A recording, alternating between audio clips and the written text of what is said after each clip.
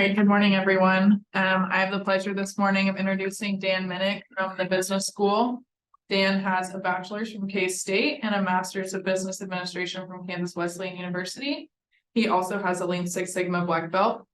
Dan has been involved in a career in the past in industry and manufacturing. He's been teaching at K-State since 2012 and teaching courses in operations and supply chain management, quality management, and study abroad courses in Germany and the Netherlands. And he coordinates the Lean Six Sigma workshops here at K-State. Thank you. So good morning. Dan Minick. And I want to do a short little presentation here on analysis. So it's just really some simple basic stuff. And root cause analysis is really defining what the root cause of something is. A lot of times we generally don't get beyond stuff on the surface. We really need to kind of dig in and reveal the cause. And so as a result, root cause analysis is a systematic problem-solving methodology, and we're trying to, understand and identify what that underlying cause is of the event. And so the goal is really defining the problem, identifying root cause, and most importantly, identifying and implementing corrective actions so that prevent similar issues from happening in the future. If you have an incident, it's one thing to kind of say, okay, here's what happened and let's move on. But if you don't implement any corrective action, you're going to keep repeating those same issues and problems, mistakes, and incidents.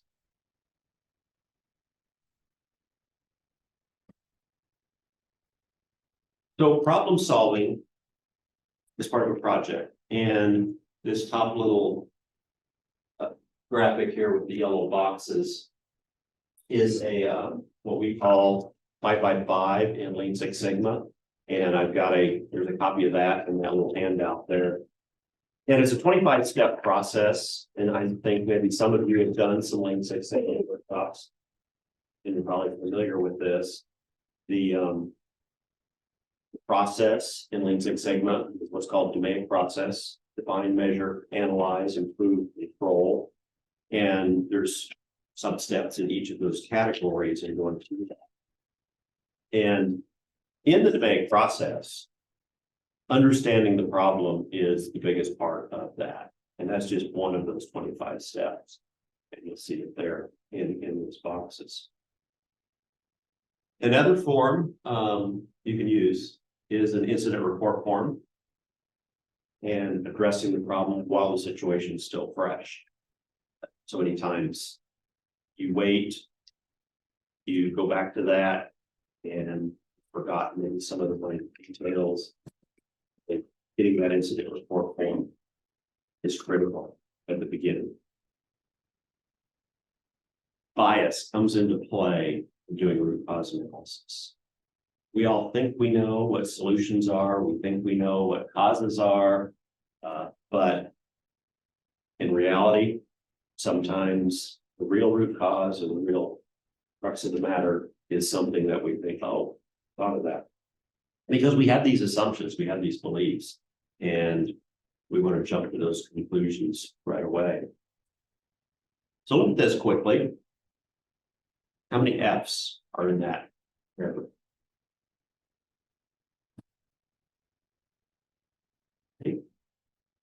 Shout it out. What do you think? Ready? Three. Or three. Any other numbers? 6. 4, 6. Okay. There are 6. Now, I know we've got a lot of different answers on the board here. We look at that, and it's a simple little sentence that we think I can count that. That's easy. We should be able to tackle that. Yet, again, answers 3, 4, 5. I don't heard 5 either, but anywhere from 3 to 6 is pretty common.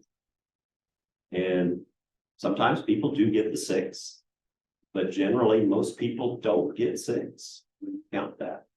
And so I think this is a perfect example of, did we miss any details? What are the causes of things? And showing that we have a bias. We kind of say, okay, I know what the answer is. Do we really know what the answer is? Define the problem. What is triggering a need to change? What's the current situation? If we had an incident that we need to address right now. And whether this is a safety issue, an injury, whatever that is, this is the current situation. And we need to look at what is that incident that we need to address. And it's not just stop there, like we're saying. And then ask questions, relevant information that maybe you need to document. Who's involved? What is the problem? Where did it occur? When, moment, duration, frequency, and then how, describe the situation. And getting this is really kind of just basic reporting in understanding the problem to start with. And so the purpose for this is really to give key stakeholders some, opportunity to kind of review, provide some input, and ensure that everybody's aligned on that we know here's the, the details in who, what, where, why, and how. And then in doing this, and this is where the bias comes in, you've got to be careful and then focus on the symptoms or not assumptions, not emotions. Be specific. And if possible, include dollar amounts. If you're trying to do a statement and saying, here's a problem we need to tackle, and this is actually kind of maybe beyond, the incident reporting, you're looking at, okay, here's the problem. What do we need to do to address this? If you can include dollar amounts and some KPIs, key performance indicators, that's really critical in kind of bringing it home to, hey, this is something we need to address. And be clear on that. So what? So what? Is this really a problem? And why do we need to address it? It's just a little inside joke, right? That a miracle occurs. And I think we should be more specific here in step 2. So I've got some problem statements here. And we use these in our Lean Six Sigma Yellow Belt workshops. And kind of to drive home that some problem statements maybe up front, we think we could, good problem statement, but reality, you dissect them, they start pointing blame, they start assuming a lot of things. So claims processing has been behind schedule for the past 5 weeks, and they aren't getting any better. Good, bad. The thing about this one is, yeah, from Justin, we got bad. Why is it bad? Well, we're making an assumption here at the end. They aren't getting any better. Claims processing has been behind schedule the past 5 weeks. Hey, that's a statement. We aren't quantifying it though. Are they behind schedule by an hour? By 3 days? What? And is that important? And they aren't getting any better. But again, we're making a kind of an assumption that they aren't getting any better. We know that and we qualify it. Now, this one, shipping department has missed their daily cutoff time, 32 of the past 54 days, costing $26,784 in expedite fees. Good or bad? Good. Okay. Yeah, this one's actually not too bad. It's we are saying how much they missed it, how many times they missed it, 32 out of 54 days, and what that actually is costing us in expedite fees. Then it becomes a legitimate problem that we can look at and say, oh, this is something we really need to fix. The first one is like, so what? This one, hey, it's costing us $26,000. This is something we do need to address. Customers are complaining that they can't reach anyone when they call us. Is this a problem? Yeah. Yeah. It is, Yeah. but it's not a very effective statement. It's not a very effective statement, right? So why can't they reach us when they call? Well, we don't know, right? There's really nothing to kind of tackle and solve here. very vague. Not really addressing what we do. We've had a 36% increase in first call failures over the last 4 weeks, which caused us to notify SLAs by 20%. Much better. Okay, we've had 36% increase, first call failures in the last 4 weeks, and we missed our targets by 20%.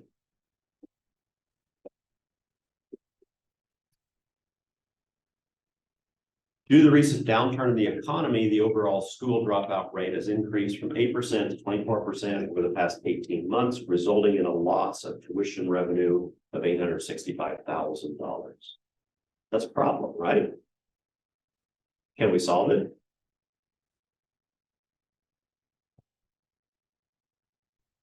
No. We're pointing blame. We're saying, due to the recent downturn in the economy. Okay, we're making an assumption.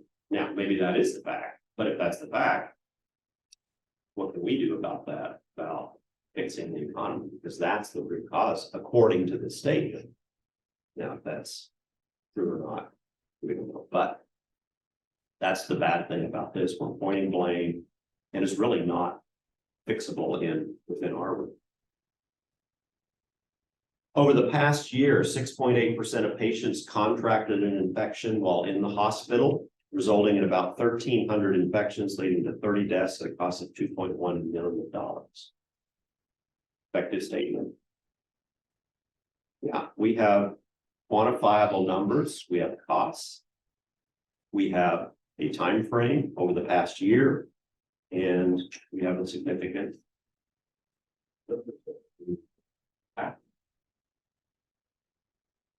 Our largest competitor has started selling products online, and we need a website to sell our products. That's an issue, right? Competitors doing it. Does that mean we need to do it? Your parents probably told you that, right? Everybody else jumped on what you do it too. It's really poor. But the thing about this statement here is so many companies do exactly this. You'll get, the CEO, the VP of sales or whatever saying, we need to do this because our competition's doing it. And everybody just jumps on board and there you go. Does it fit? Maybe not. Project charter. So if you have an issue, once you kind of define, we have a problem. What is the problem? What's the issue? You need a project charter with a statement like that, a good quality statement. We looked at some of those good examples there. Quantifiable numbers, data, time frame, and why is it an issue? And then to tackle the issue, you really need to go, okay, who's going to be in charge? Who's going to lead this? Who's involved? Any stakeholders? And what's our goal here in the end? What does done look like when we tackle this? Goal statement, scope, what all does this include?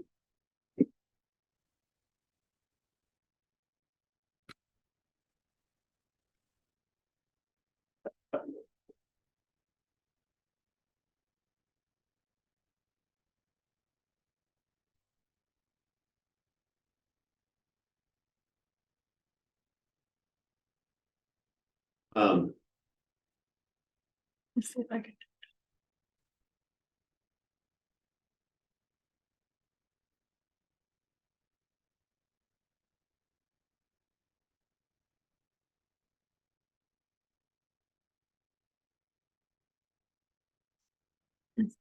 That's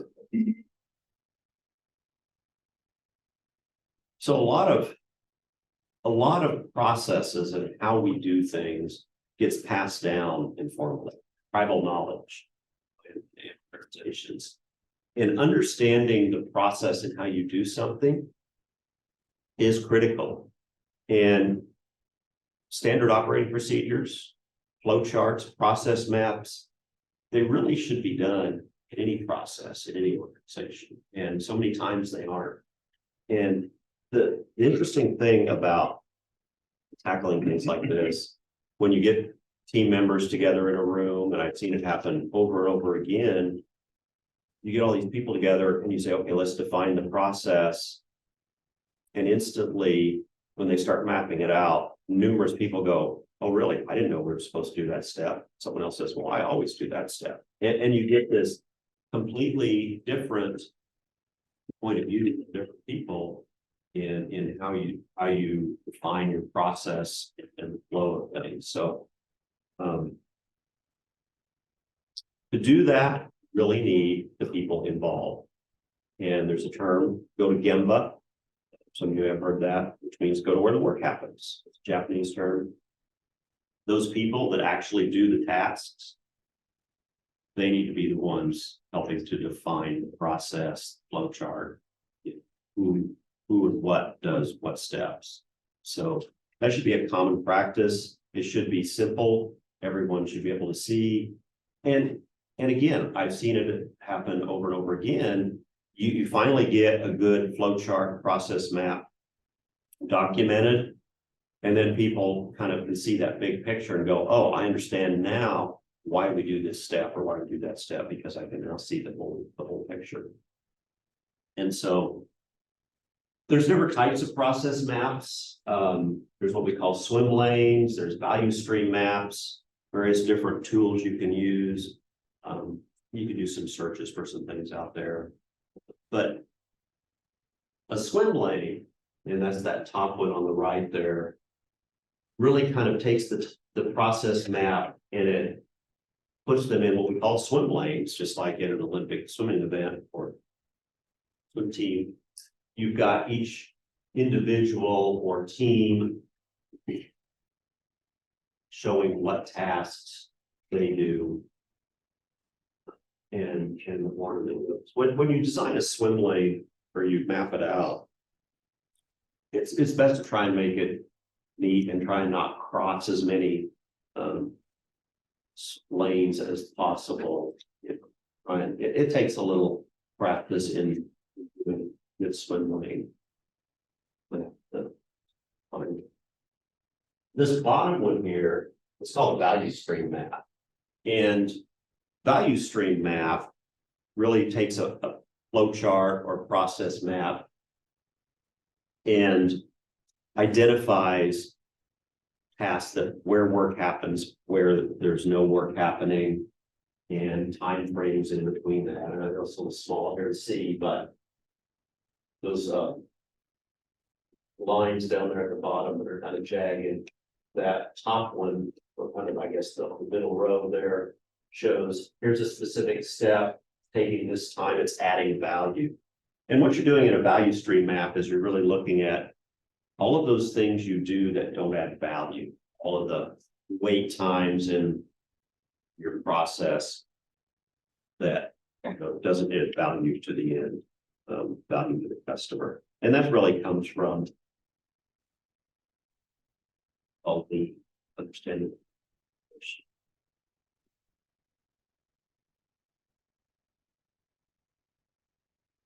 Identify the problem.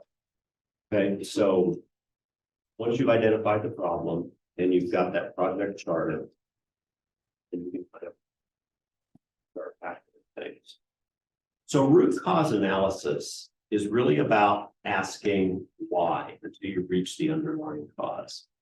And I've got a little sheet in the handout there with the 5 whys. But this really comes from Toyota, and the 5 whys is a process. It's just like you're being a child. Kids ask you why and give them an answer, and then they challenge the question you answer. You go, we all have to deal with it. They say, why is the sky blue? And we come up with an answer, and then they say, well, why is that? Okay, I don't know. But so some examples in understanding 5 whys. Root causes could be various things. They can be lack of training, lack of maintenance, mishandling of chemicals, inadequate procedures, various different things. And I guess I've got fishbone. Let me talk about a fishbone diagram to start with, I guess, before we jump into 5 whys. So a fishbone, it's also called an Ishikawa diagram. Again, you've got one of these in the packet as well. But this is just simply a brainstorming exercise that you can use to kind of get to the root cause. What is the problem here? And so you've got the problem in the box over there on the right. And Ishikawa was really kind of the founder, creator of this, what's called the fishbone or cause and effect diagram. And you simply just throw up as many ideas as you can come up with as possible. What could the cause be for this? And in having teams get together and do this, you don't want to limit them to say, okay, come up with a few, say, come up with 40, come up with 50, 75 ideas. And that gets people really trying to start brainstorming, and you can just throw them up there. In doing a root cause fishbone diagram, it's good to do sticky notes or whiteboards. And that's what we've done in some of our workshops with different organizations, is just have people jot down any possible root cause you think could have led to what the ultimate issue is. And then you start grouping them into categories, and you don't have to have these categories. You can have, 3, 4, 5, 6 categories. Probably don't want too many, because you want to kind of group them into, are they policy? Are they procedures? Are they people issues? And what are they? And then you kind of sift down, and you're really kind of looking for, what are some of the true ones in what we call the critical axis, determining that. So let me talk about this 5 why thing, back to this a little bit. So 5 whys. Toyota came up with, they felt that, 5 is kind of the ideal number in achieving, there's no rocket science in why it has to be 5, but that's about the usual, what it takes to get to something. So here's an example. Why did your car stop? Because it ran out of gas. Now, if you just stop there, you can have gas in it.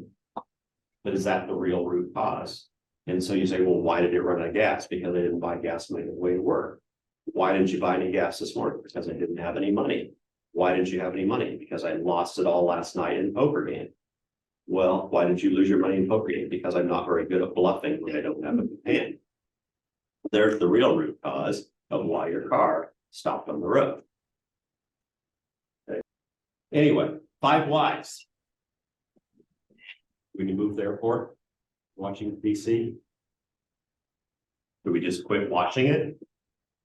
You do 5 whys and you get to a root cause, and you find out it's maybe something as simple as turning the floodlights off earlier, and we avoid all of that whole cascading effect. So this here is a Pareto chart, and this kind of goes hand in hand with the fishbone diagram when you're trying to come up with what are all of the possible root causes and what we call, critical axes that lead to what the problem is. And so Pareto chart really also takes into account this 80-20 rule that you've probably heard. Sales uses it all the time. In 80% of your sales come from 20% of your customers, or 80% of your sales come from 20% of your products. The same thing applies to mistakes, incidences, quality issues, that if you can really kind of look at all of the things that are happening, 80% of them, you can kind of boil down to a couple key things. And if you fix those key things, you fix the bulk of the issues. So Pareto chart, you simply take all of those, you lose them sequentially from most occurring, the least occurring. And that's what you really want to tackle first, is those ones that they're on the left, 23 or top defects. We tackle those and solve more things. So like I said, use a fishbone diagram. And if we did an exercise here, I would have you, brainstorm 50 possible causes and pin those up on a fishbone, and then narrow it down. Use the 5 whys to get to the root cause there, and then discuss, see what we're at. Corrective action. So once you've identified a root cause, corrective action. What corrective action do you need to implement to stop it from occurring again? To do that, you need a countermeasures, control plan, failure modes, and effects analysis. So countermeasures, we like to use this instead of saying the term solution. Solution implies that this is a permanent fix, and this is exactly what we need. Countermeasure really is coming up with maybe a hypothesis that says, okay, let's try this and see if that corrects things, or what is the outcome if we do that. And you can have several maybe countermeasures. Root cause, improper storage, procedure wasn't followed. So if we store chemicals correctly, issue will be resolved. And if we follow those procedures, issue will be resolved. And so maybe we need to update procedures, the latest version, and provide training on procedure. And therefore, that countermeasure then becomes, here's the new method in our process. Not an end-all solution necessarily, but one step closer to getting perfect, I guess, so to speak. Control plan is a written summary describing the systems for controlling the process. Document allowing, the team to kind of identify and document all the methods. And it should be a living document. As systems change, as new policies come into play, constantly look at updating that, continue to have that evolve. The same thing with your process maps. I've seen organizations do process maps and never get updated. Constantly go back, review, and update that to reflect current status of things.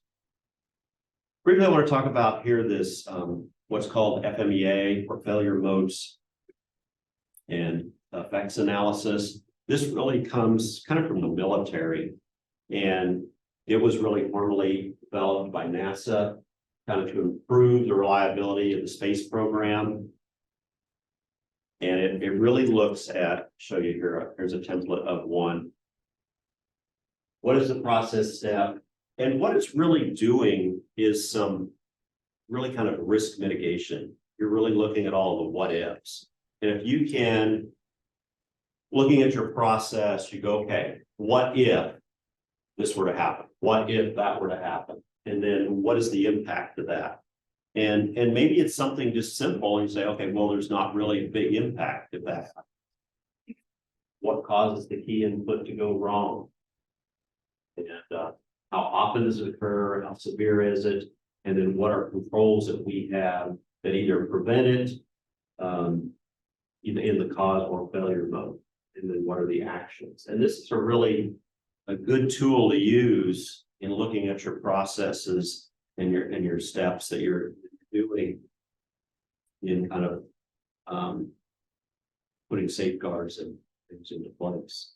Kind of say, okay, here's all the possible what ifs, and what do we have in place that can do those.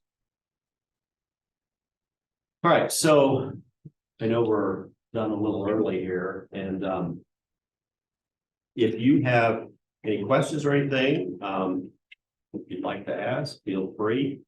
Looks like there's a couple of things for chat.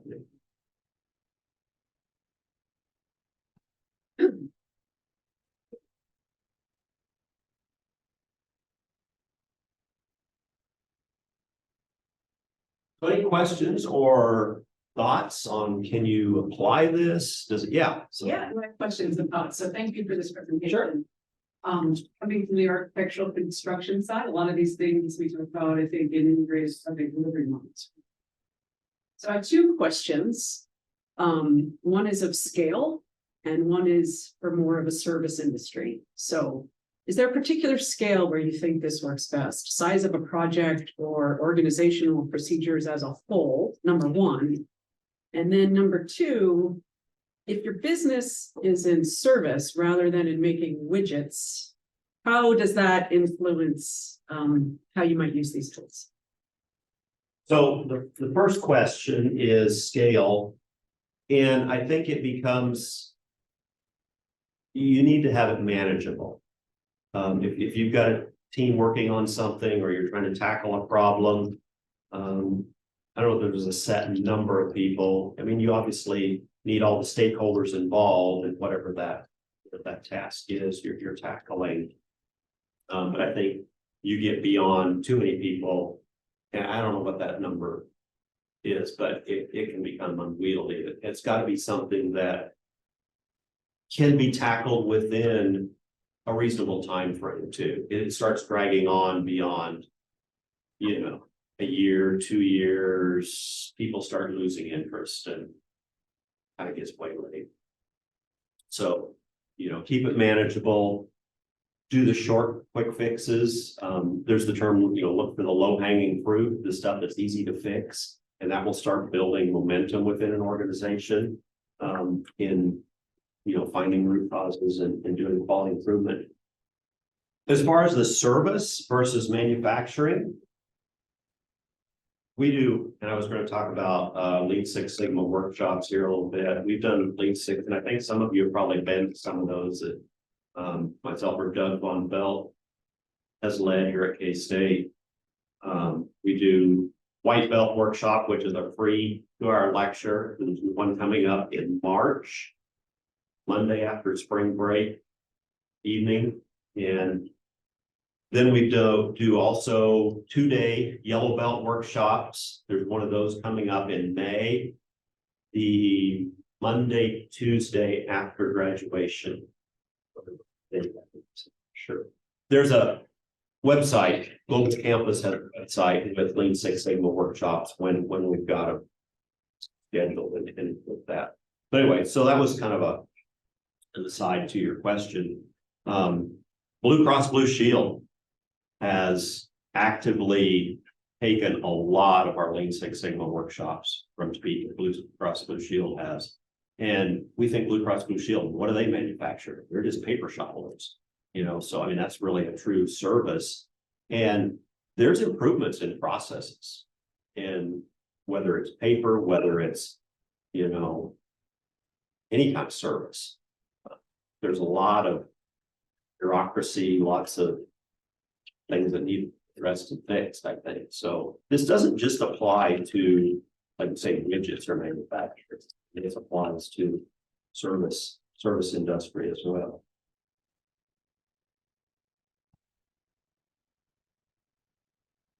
Be involved. Who else should be involved in root cause analysis in the context of incident response? I think, again, key stakeholders, whoever's involved in the incident, again, I think taking that concept of go to Gemba, the people that are there, and I think probably supervisors as well. It needs to not just stay at that level, but with somebody who can make things happen, so to speak. And that's maybe the second part there is, do we bring in leadership and key stakeholders? Thoughts on that? Yeah, and Dan, I was going to say to Justin, you can actually have that initial incident investigation with the employee or employees and the supervisor in immediate area, and then realize you need to do a second phase to bring in your facilities. Maybe it's engineering, maybe it's all your support groups, and you can do a part 2 and do a look across, we used to call it, to bring in those other responsible groups.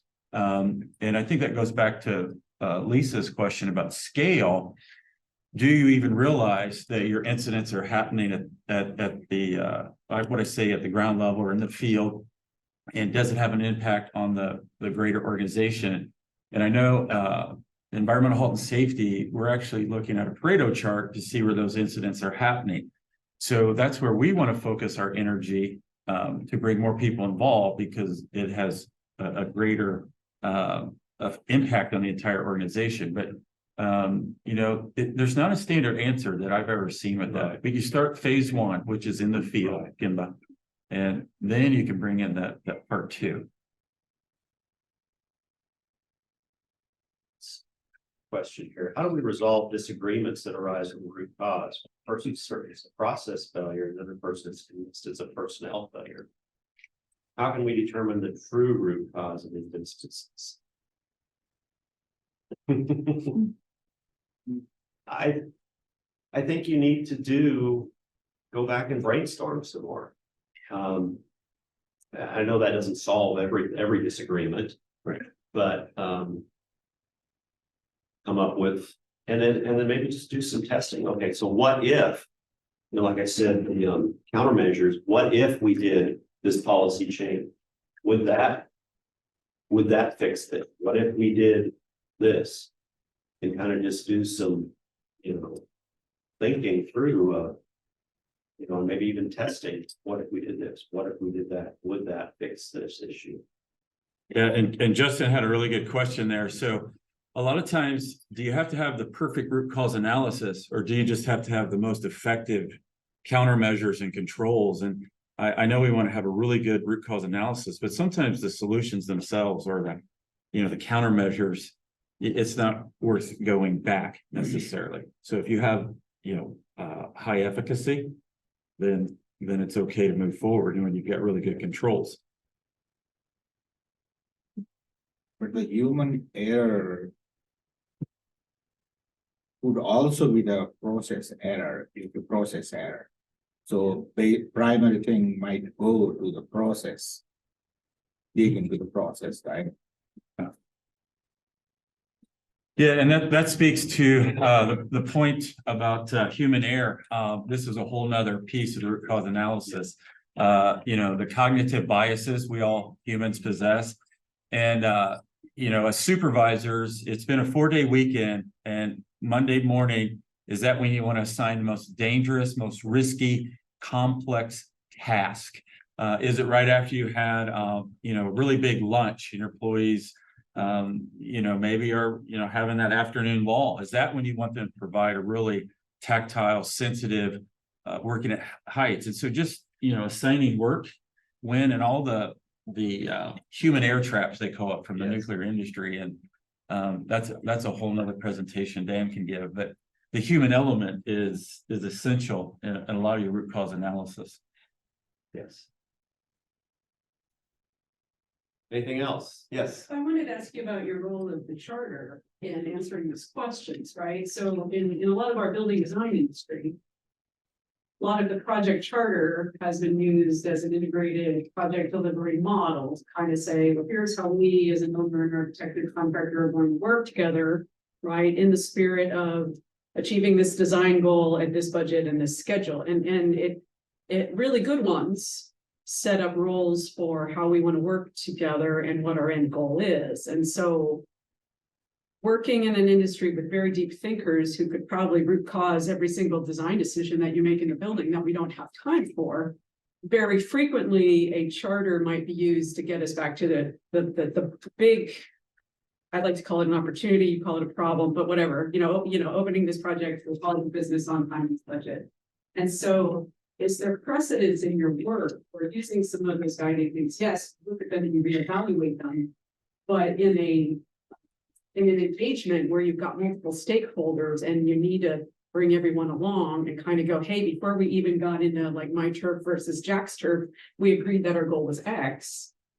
We found that useful in the design industry. Are you finding that a really good charter could help you steer you towards root cause, or is this a biased idea? No, I think what you said there is you've got this overall, here's our goal or target, or maybe it's a corporate mission statement even. And does what we're looking at or what we're trying to tackle here, does it tie back to that, the key performance indicator or things like that? Does it fit mission strategy of who we are? Yeah, I think that's good. Well, One example, long back, we had some error or some accident in our process, and the safety people went and figured out there was different hygienist, industrial hygienist in the school. He gave a couple of solutions, and out of that was put a surveillance camera to know the failures is from where, but the real doer, or we were there scientists, that our process happens in 40 milliseconds.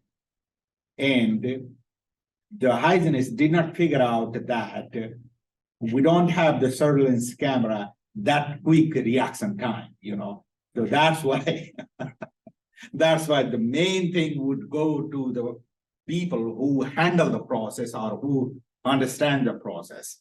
So there starts the root cause analysis. That is what it is.